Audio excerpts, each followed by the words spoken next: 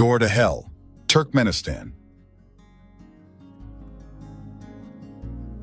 Imagine finding yourself in the heart of the Karakum Desert, surrounded by an endless barren landscape, and suddenly before you, a flaming chasm opens up, known as the Door to Hell.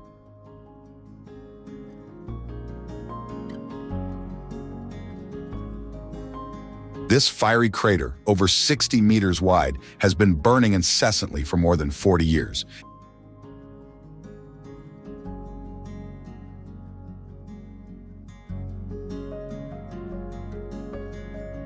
It was accidentally created by Soviet geologists in 1971 when the ground collapsed during a drilling operation to find natural gas.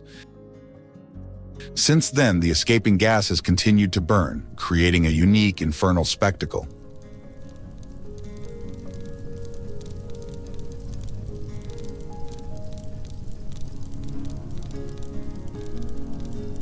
Its reddish glow illuminates the night, offering a vision as fascinating as it is unsettling, almost like a beacon, inviting the boldest to discover the mysteries hidden in this remote corner of the world.